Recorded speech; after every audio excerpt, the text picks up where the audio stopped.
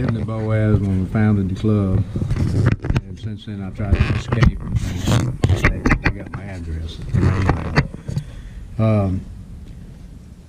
I started turning in '95, and Jack's got a picture. Show it. I need to pass that around. That's an 18-year-old picture of me and Jack at the first wood turning class I took at Campbell. Is that you? Yep, that's me.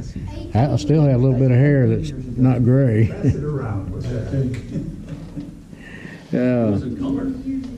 But Tommy Hartline and me, we make this trip down here because we like to do demos. We like to see wood turning. I can get here actually quicker than I can get to Boaz now. So, but I come down here and go to Hobby Lobby and Harbor Freight, and you know, Mentone ain't got nothing but a couple of restaurants. But we have Cindy Drosa coming in October for 3 days. Every year we do an October thing, and this was the first year that we started doing 3 days in the spring of the year.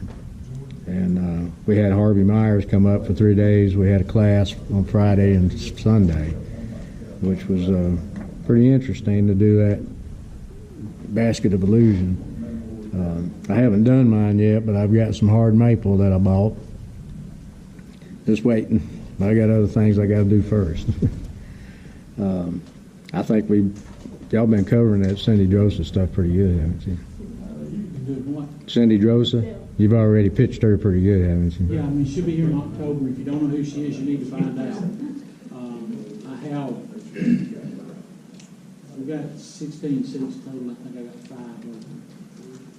So tell us again, is the demonstration and a course? What, tell me.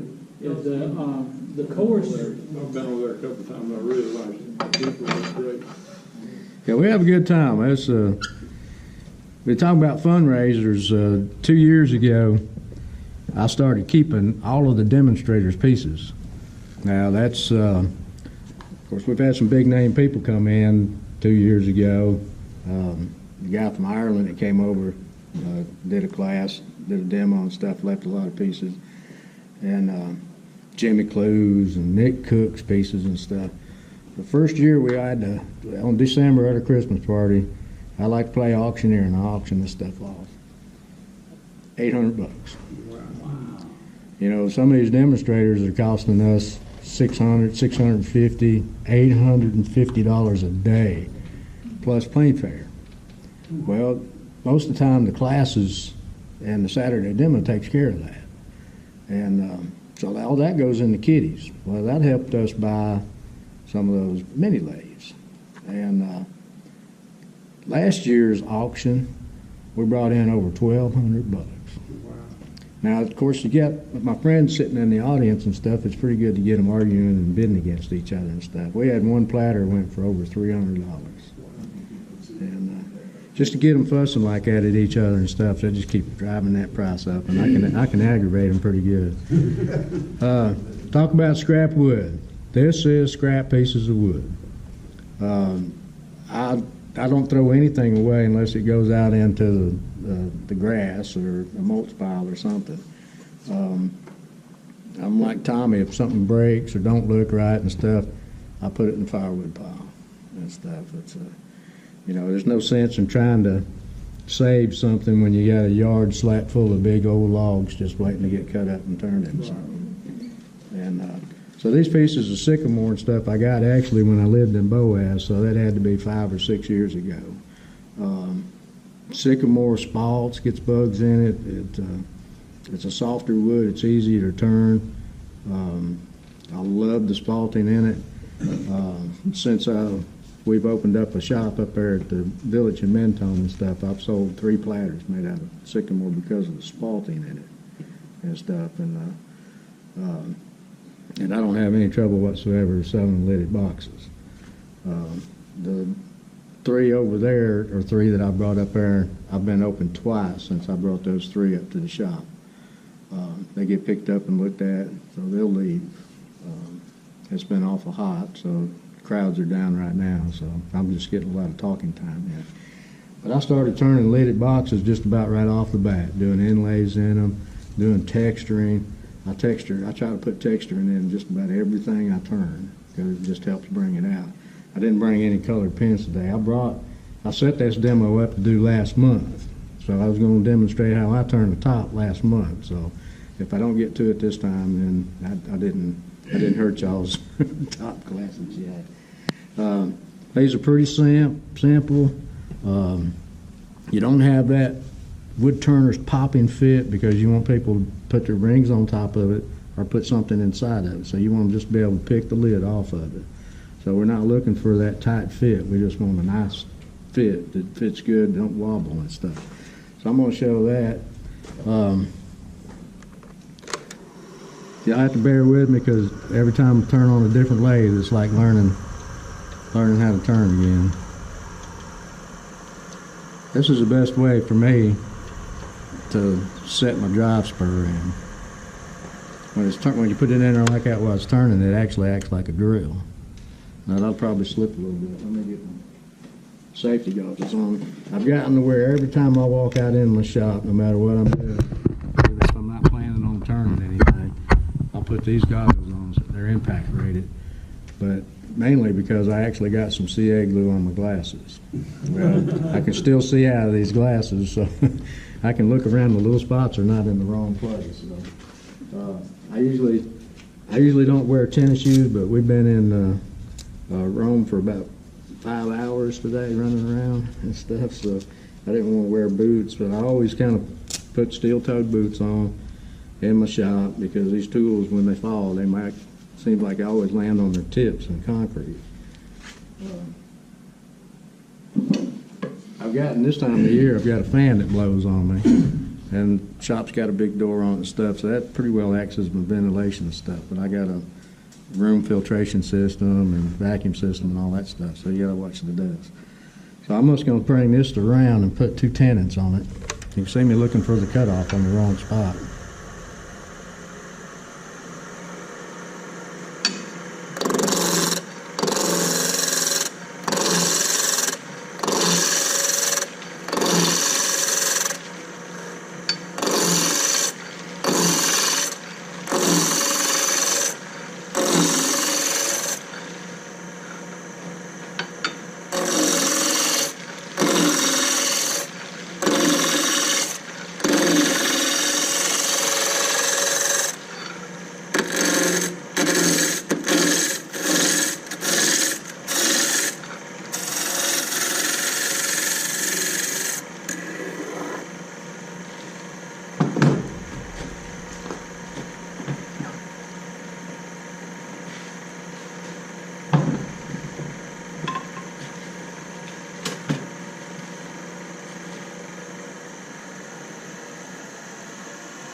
I'm going to go ahead and cut a tenon on each end of there.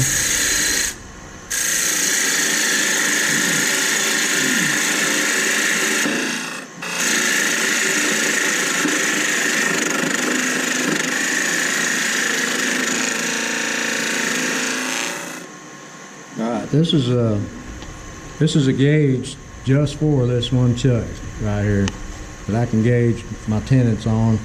I can judge my recesses on them.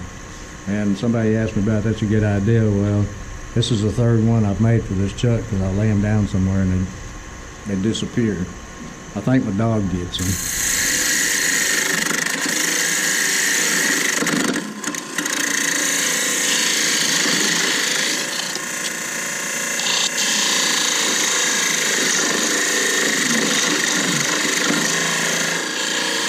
Yep, I'm on the outside of that.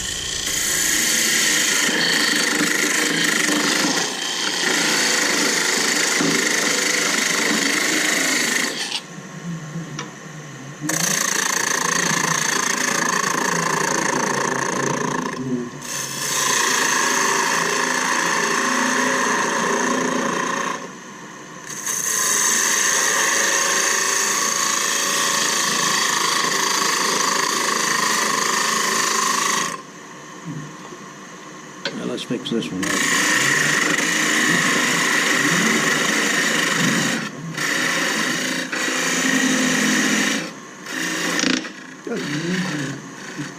turn that over. Turn that over and use the other sharp edge on it. All right. Also, too, this is the recess, but it's 3/8 of an inch, and that's what I like for my 10-inch to be, about 3/8 of an inch. If I find that my other chucks, my one-way stronghold and stuff, I can make them a little bigger. And I generally know that's about that far.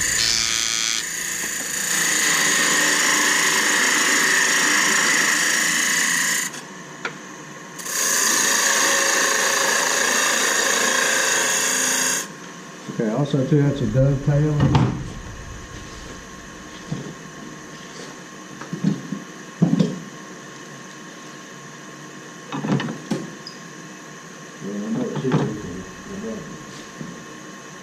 I did a demo here a couple of years ago that I need a hardening tool really, really bad, and I didn't have one. It's not like I don't have 3 parting tools, but this is a homemade dovetail cutter for me. I got this, I call it a left and a right, and this would be my left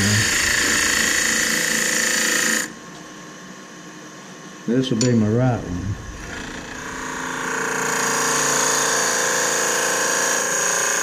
So now that's a dovetail that should fit those jaws perfectly. I'm going to take a look at that and see what. It's not too bad. All right. I'm going to put it in the chuck now. I think like this.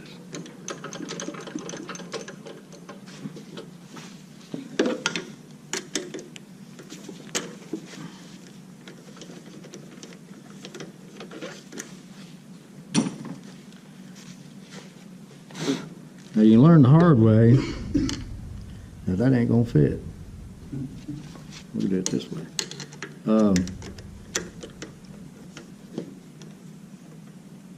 That you can crush these tenons with your chuck.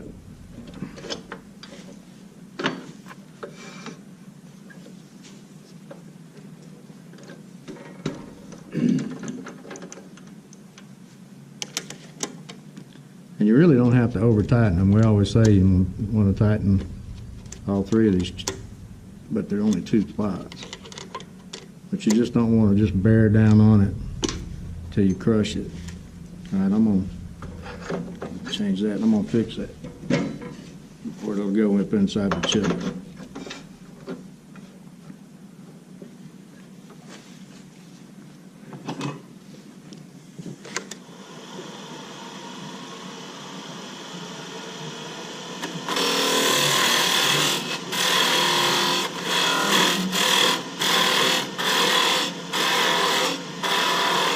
All that's got to be is just small enough to go up down inside of that chuck.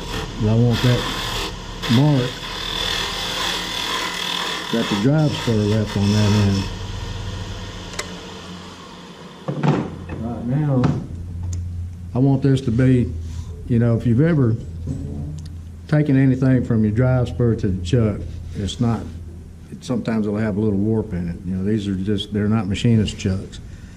So I want to come back across it again, and I want this to be one flat, even plane. We're going to sand it just a little bit. This has got a little crack in it.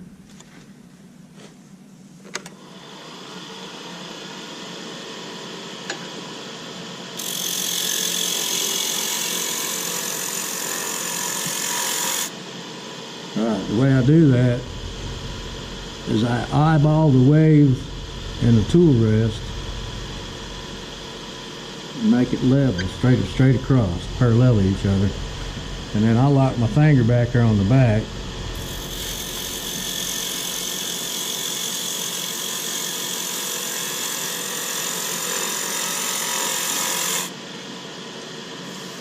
And that's pretty close.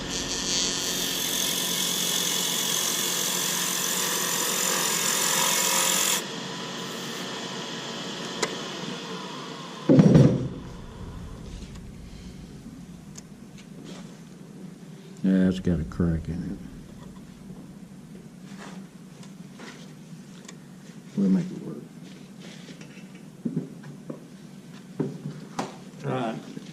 I'm not the best turner in the world. I always tell everybody, sandpaper is just the next tool that you pick up to take away the tool maker.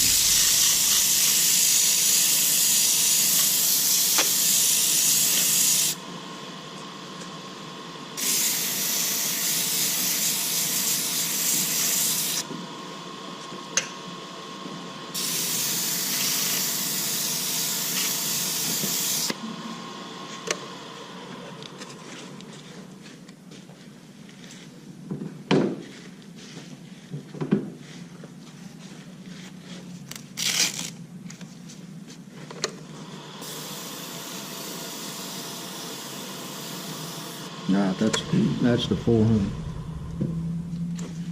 All right. I'm not an artist, but I understand that there's a 1/3 rule that appeals to people's eyes, and I try to use that as often as I can. This is a little gauge that I think I got from Ron Brown. He sells a lot of stuff. That automatically figures that 1/3 and everything. When you're doing a foot, of a bowl, the rim of a platter, anything like that, you use that 1/3, makes it look more catching to the eye.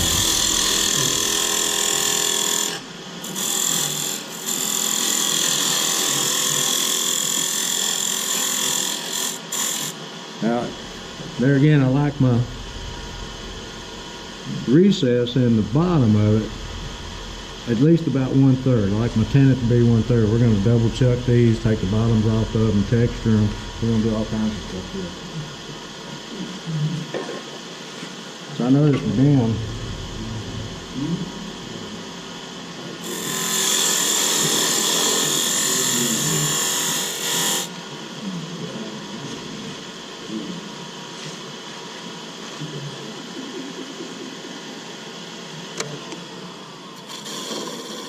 I'm a long ways.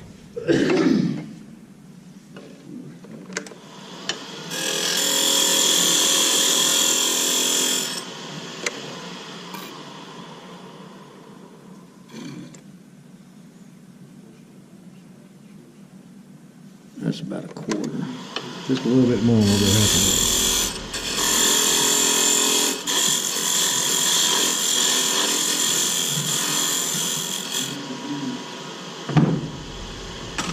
I come back with a pencil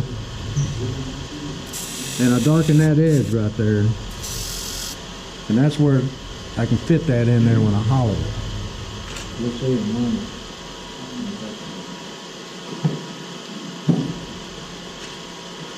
I take a little thinner parting tool and I back off of that pencil mark just a tad, and I'll start hollowing that, cutting that off.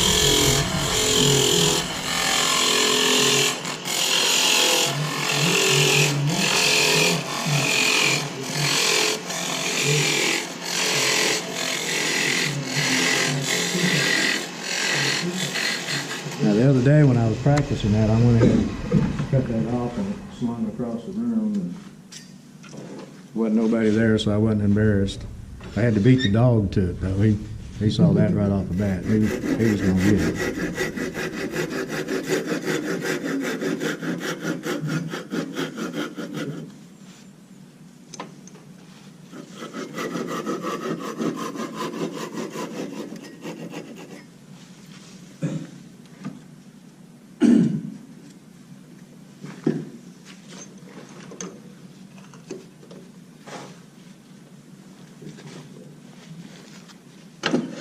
Back this up over here, we're going to drill that out.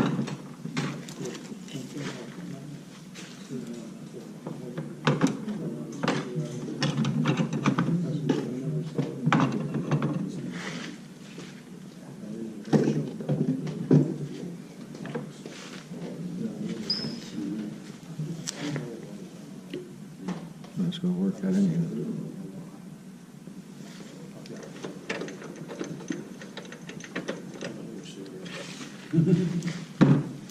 I don't use a Forstner bit on these. because I want the bottom to be round, where somebody sticks something down in it, they can just reach down and pull it out, and not have to dig around in it in a square bottom. But if you put a Forstner bit in there, you've got to take that little hole out of there. So that just kind of makes you go deeper, and there's no sense in really having that in there. Plus, it takes away some of the hollowing that you get to do.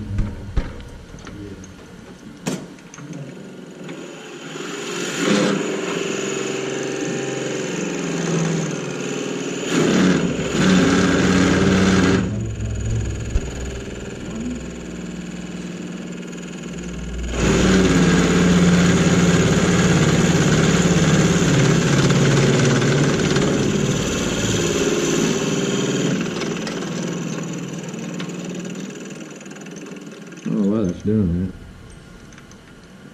I ain't scared yet.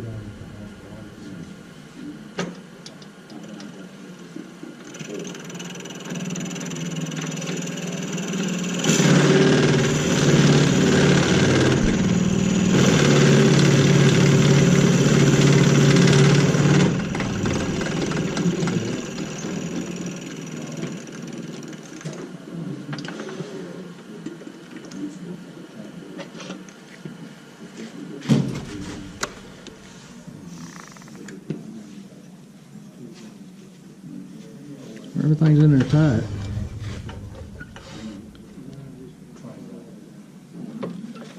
We're going to make a really quick process of this hollowing. You use a spindle gouge, a bowl gouge. All you want to do is get rid of some of that meat on the inside of it.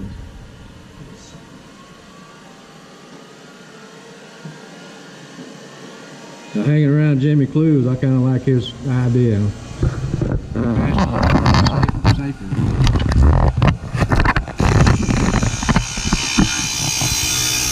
Now I'm going to stay away from that pencil mark.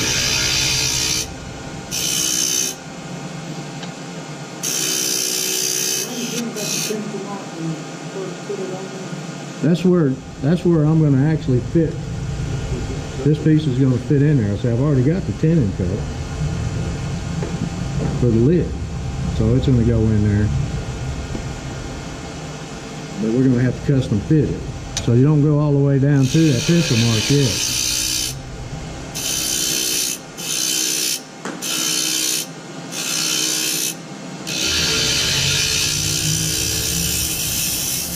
So now I want to start fitting that lid.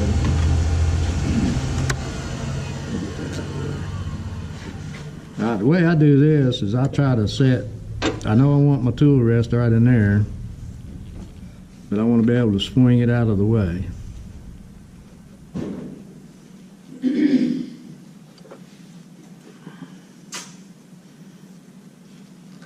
Okay. Right. How many of y'all know Ed Lucas from Alabama State Woodturners? I think he was one of the founders of that club back many years ago. Ed saw this little hollow parting tool that come in my Craftsman set. He said, "This is what you need to do with it," and that's what I've done with it. I'll pass that around. It really makes a good parting tool. Now I want to go in about 3/8 of an inch and create a shoulder. And I can just swing this tool rest out of the way now and not have to move the banjo out of the way. So I'm going to close. Just leave a little bit of that pencil mark on there.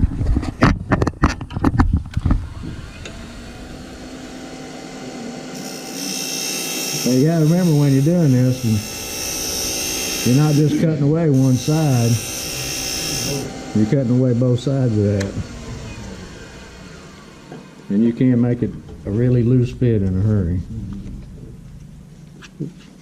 Get that out of the way.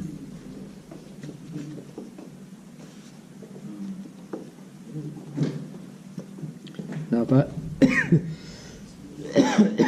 I was looking for that Woodturners fit which is supposed to be a pop noise and all that kind of stuff. That would be it right there. I'm just going to take a little bit more.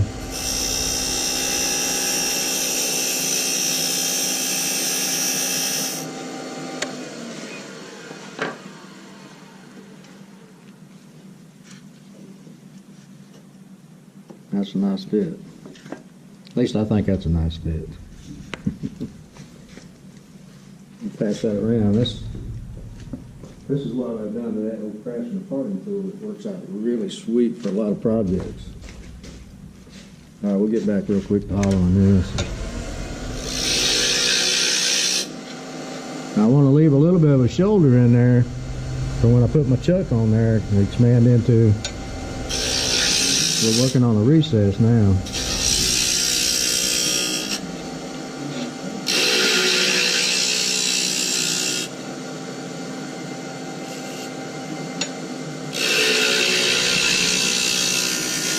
Now when I'm doing this, building shavings up in there, if you were doing a tight hollowed form, you have to get rid of your shavings all the time because it actually puts tension on your tool and tries to grab it. I can't see my ridge no more. Okay.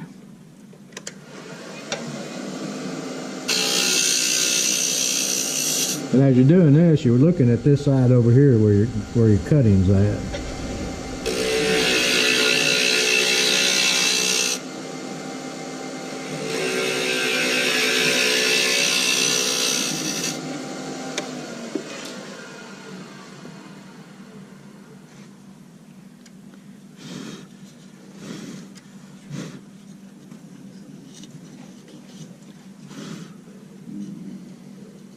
That's got a little tear out down at the bottom of it.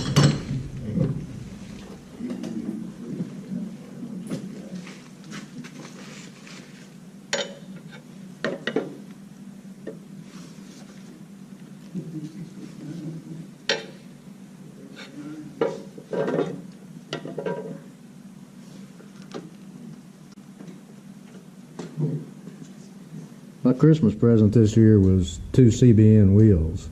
I don't know how I ever made it without them things. Man, they are great.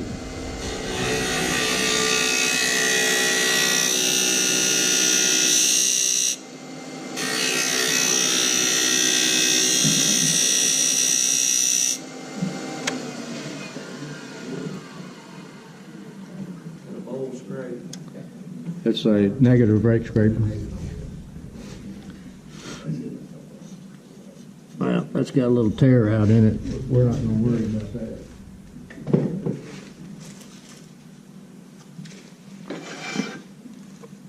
Slow that down a little bit.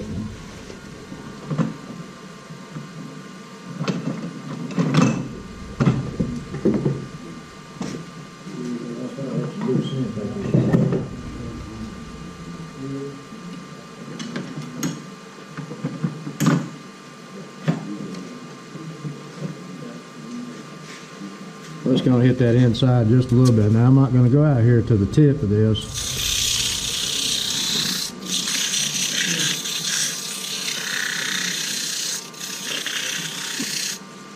I'm going to go out to the front and get rid of that pencil mark. Before I take that off, I want to just put a little camphor on that edge. We're not trying to hide that line where the lid meets the...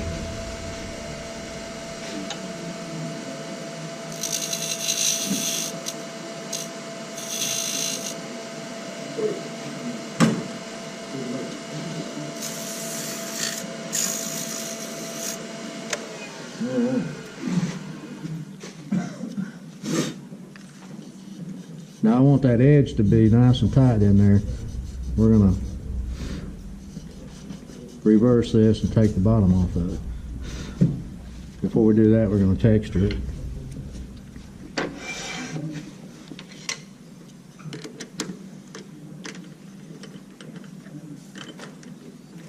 Now there again, now this chuck, if you put a lot of pressure on this piece of wood now, it'll crack it.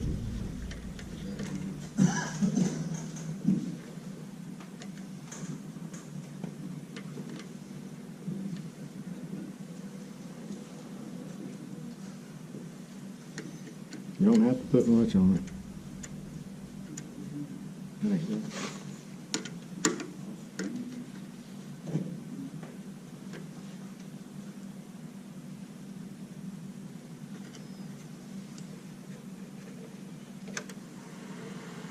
That's pretty close.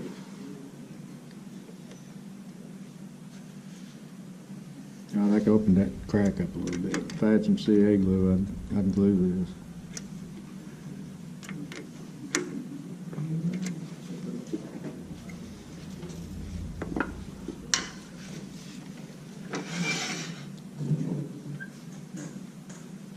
You always want to turn pushing back towards the headstock.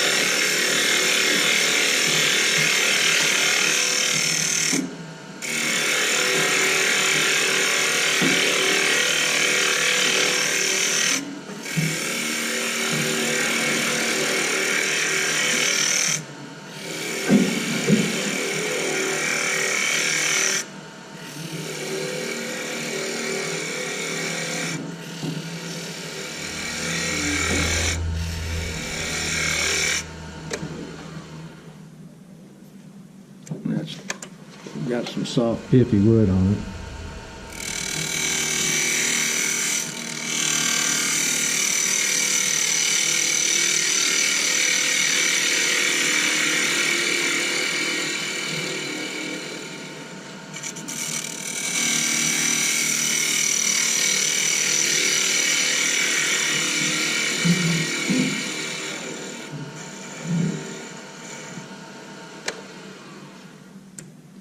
Yeah, that's real soft. That's not ever going to go away.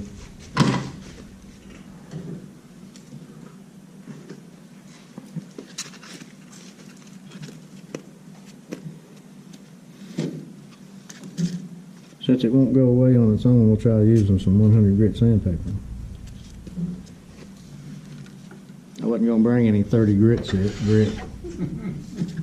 The only reason why I have it, I had it left over from when I sanded my floors in my house.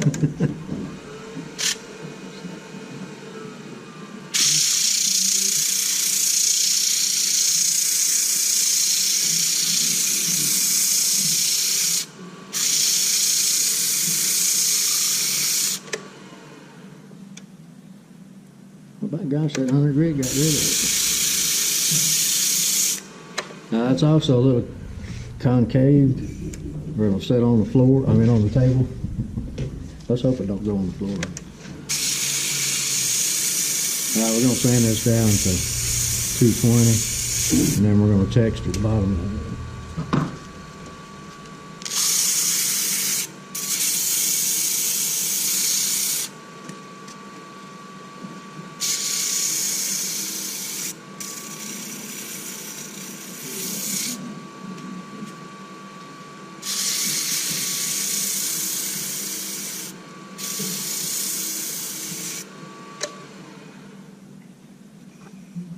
Not too good.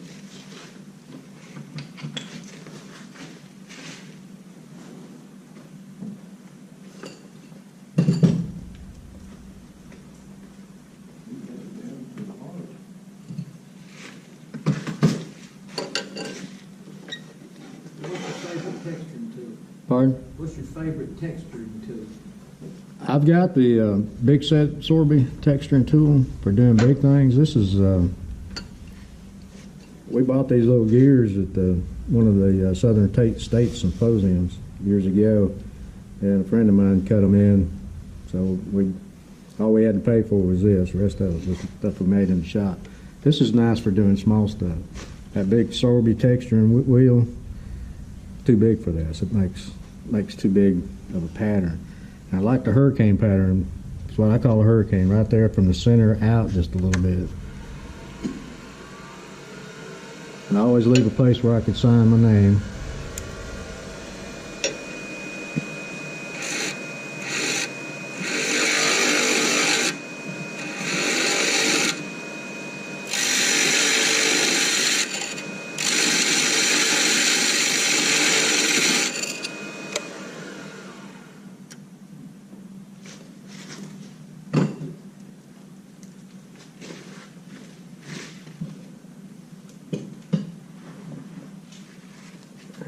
This is another one of Ed Lewis's.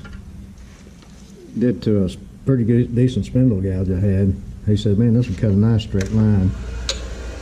I always want to highlight them grooves by their texturing. It helps crops it in. A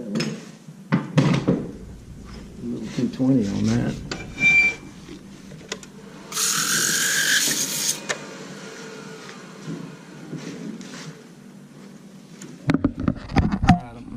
Time. How close we get? Yeah. Nice. My all-time favorite finish is to start with first coat. It's 50-50 lacquer and lacquer thinner. And then I'll come back with at least 3 coats of spray depth lacquer.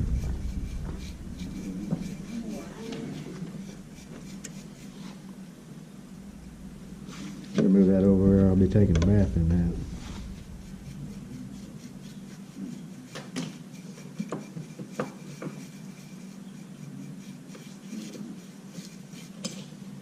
When this goes around, y'all can see a little crack in that.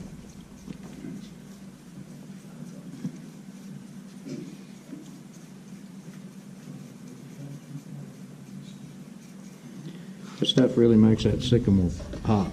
Shows that spalting on it and stuff.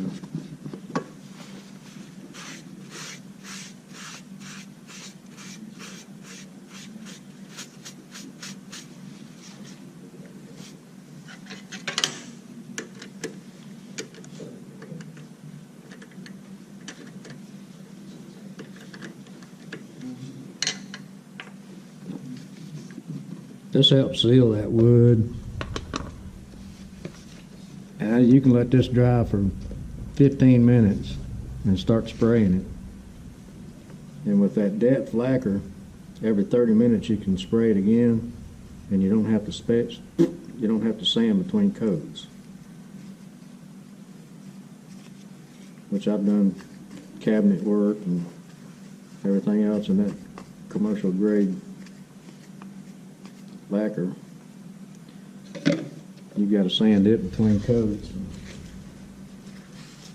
You got a big cabinet job. That can cost you a lot of time. Right, I need that for a little bit. And I'll send it around in a minute, let it dry. All right, now we're going to go to the top.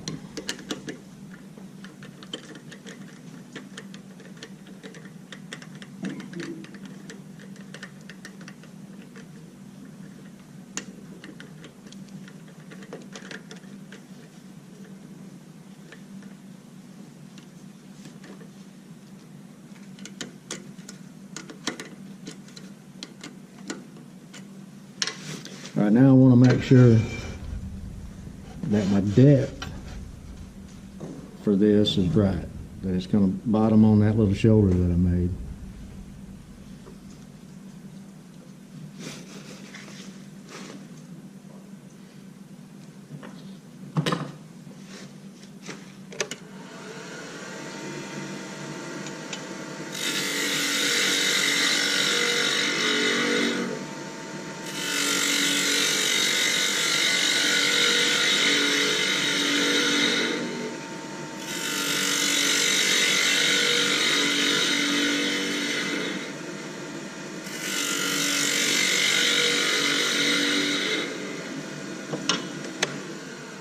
I've got the dye drying on one I turned yesterday to practice with. It's maple.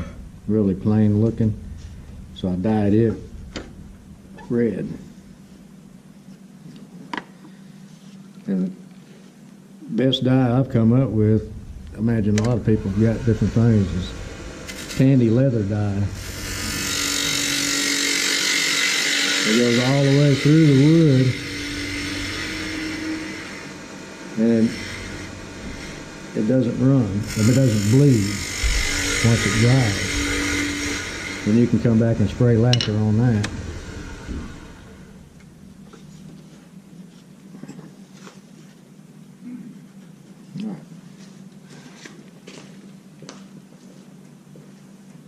Should be dry enough.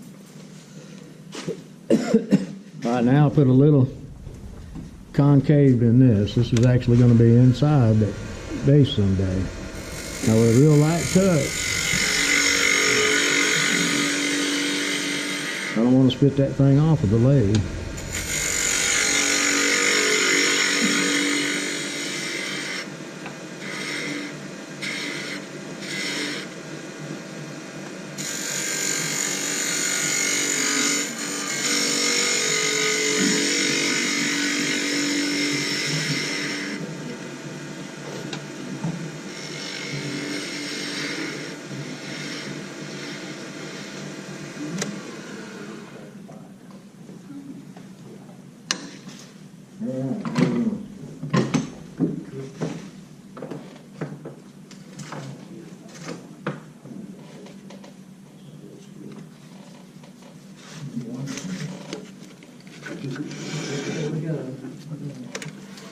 Slow that down a little bit. We're going to sand the inside of that.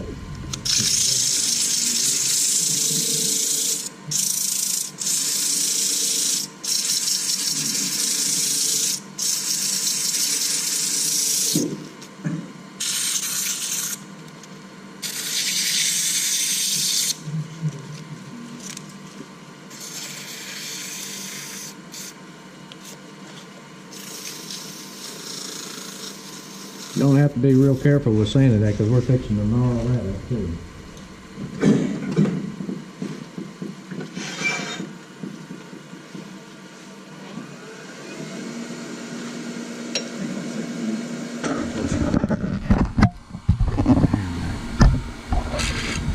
You'll start scoring that. Now you can run that one all the way out. It'll just leave you enough room for to put a line in there to bring it in. Now always to me, I think that looks like a hurricane. Yeah.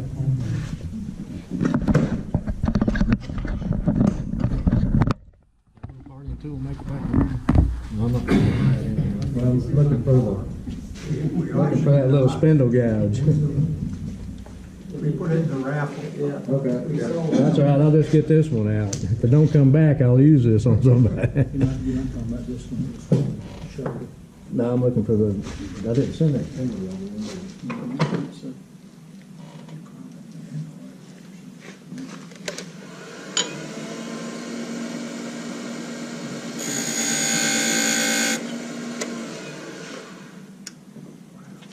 My old buddy Bill Majors made that for me.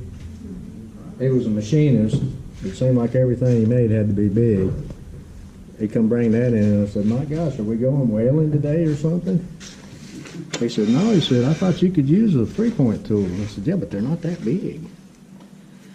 All right, now we're going to do the spindle, the ring holder. All right, here again, now this has got a lot of meat on it, so you can actually put a lot of pressure on that, but you don't want to leave jaw marks on it now. Of course, those jaw marks will sand away, but it'll also shrink the size of your lid tenon.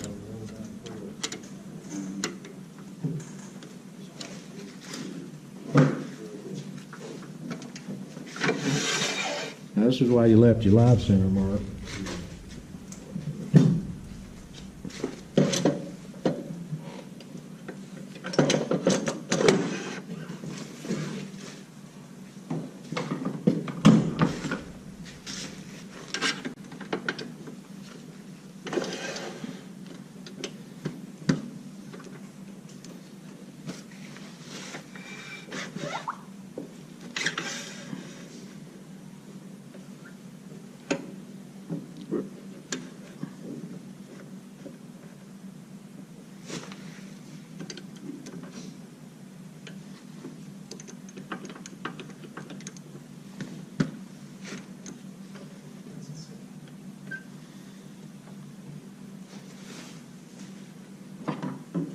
Then again, this is spindle turning.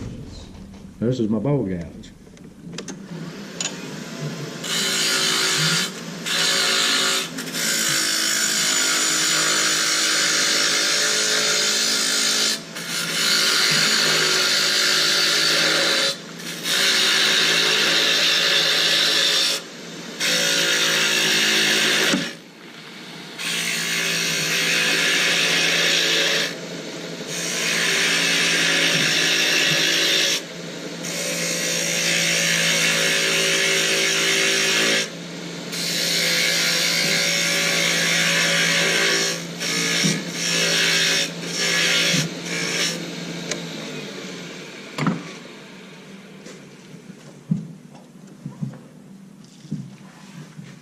Now it's my spindle gouge. We're going to start getting down to some of the finer detail.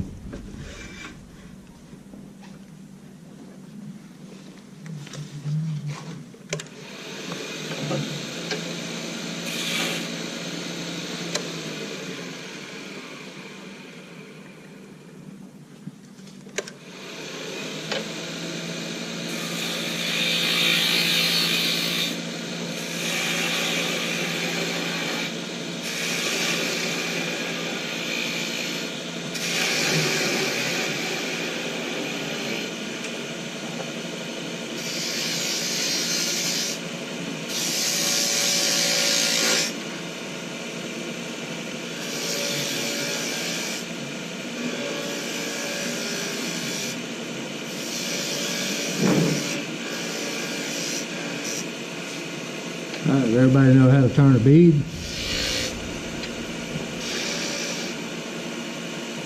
I guess I do.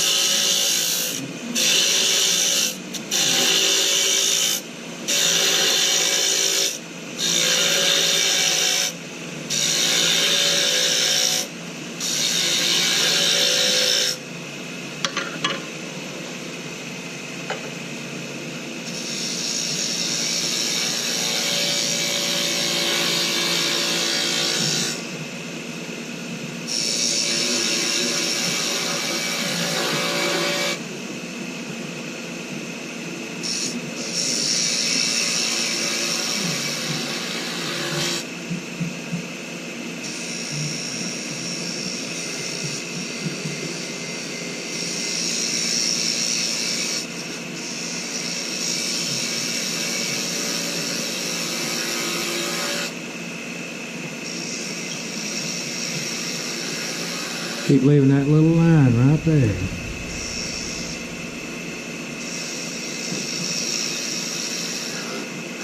Well, actually, I have to sand that.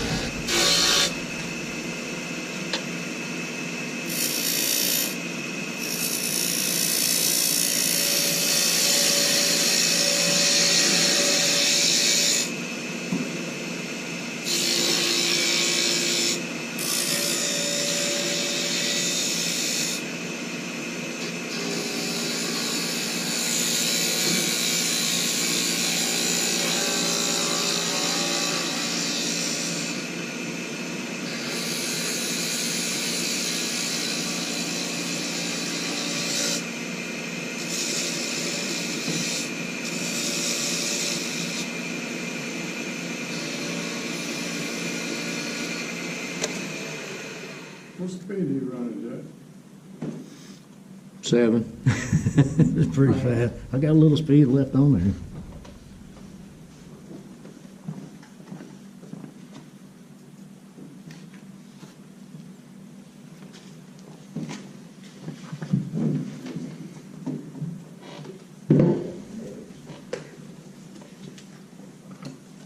I keep throwing that sandpaper down, can't find it.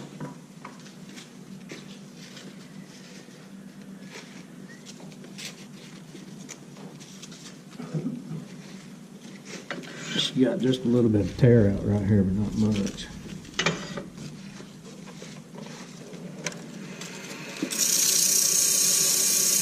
We're gonna gnarl it up anyhow.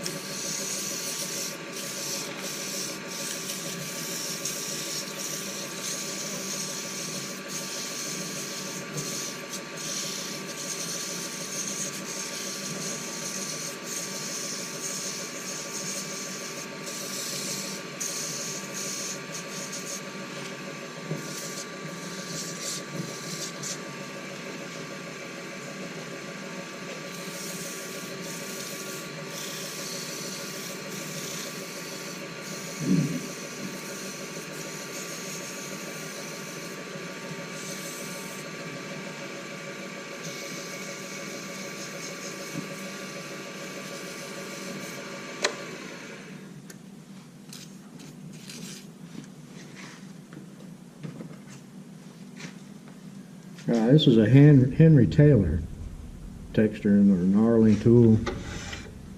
It works about the same way, but it has, I think I've got 3 different cutters, wheels that come off of it, that come with it.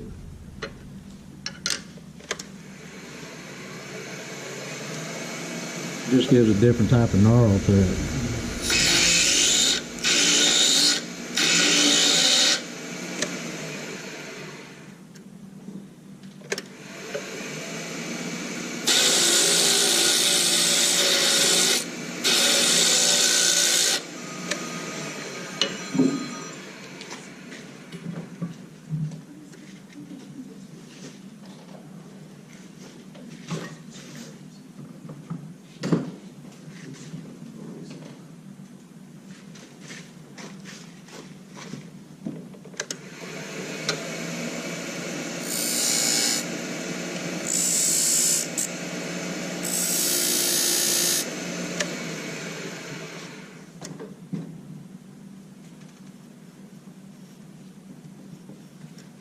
Oh, actually, didn't get my gnarl in there. Let's do this.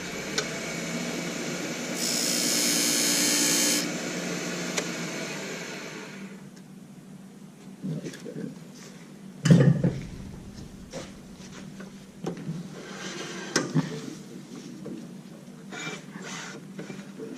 All right, we've come this far now. We don't want to break that off of there.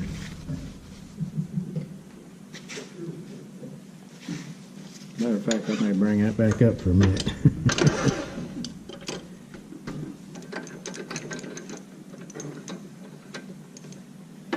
Since it's a demo, we don't want to mess up in front of everybody. It makes us feel better if you do. Oh, believe me, I have my. I turned a piece. What was that? Just a little small bowl out of some clear acrylic that I had casted. Just nice and clear. I thought I was just going to turn a nice, clear little bowl for my wife to put stuff in. I'm still finding pieces of it all over the shop. The dog finds it, and then I got to chase him down. I don't want him eating that acrylic.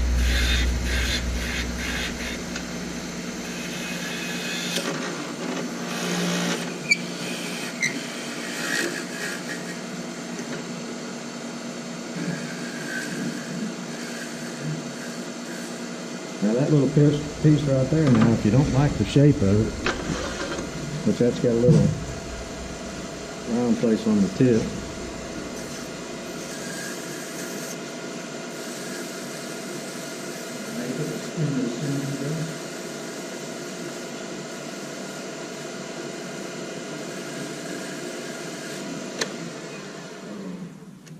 Made it look a little better.